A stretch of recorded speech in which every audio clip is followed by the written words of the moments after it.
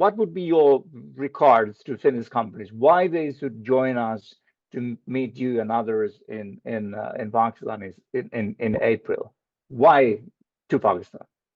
Well, it's a growing regional hub. We have implemented the United Nations TIR. From a trade point of view, that's very advantageous for us.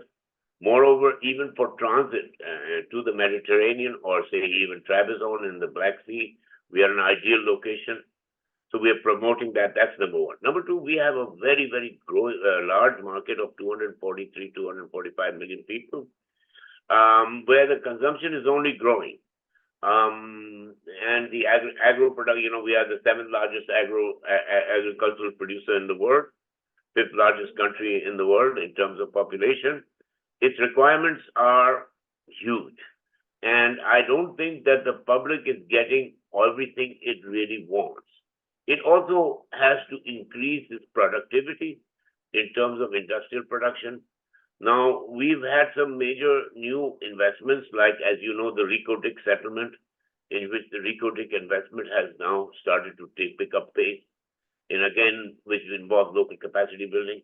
We find a great potential they are working, of course, on the mineral, but minerals exports and all take a long time. They do, but there are downstream industries from this, which have all the raw material available. For example, we think that the steel industry offers a lot of potential. We have a consumption of over 6 million tons, but, we have to import this. We hardly, we do have a lot of furnaces and all, and now we meet about 1 million tons of that. A lot of that is imported. The billets are imported. All of this is imported. So at the same time, Balochistan is full of, iron ore. Some of it is alluvial, just lying on the ground. So these attractions to industry, if you're making long-term commitments, are important. And I think the steel industry is one of those industries which needs to be looked at. Again, the deregulation of the aviation sector and the logistics sector is where ICC is working a lot, at least in trade facilitation, where we are upgrading our systems. I think they need deregulation in port services, many, many aspects of which were heretofore considered like, holy cows for the government, like aviation and all, are now going to become passé because if you are going to build so many airports across the Gulf, where the labor cost is much higher, well, this is the same airway, and it's one thing where we've been promoting, is that we have to think out of the box. Again, in youth development, again, in education, again, in health. I think we are really growing in the healthcare. I think that offers a lot of potential. If you were to see our 2023 annual report, which we just completed, and for the conference, it has some very comprehensive, detailed reports of experts in the insurance and banking industry. It has from the shipping industry. It has from the power sector and from the legal sector. In fact, we had the guy from ICC in Abu Dhabi who has written an article in this, in which it says that Pakistan is pro-enforcement to protect investment. So let me also say one thing. In many of these issues where unintended consequences of sanctions, sometimes sanctions are meant for others but are impeding us.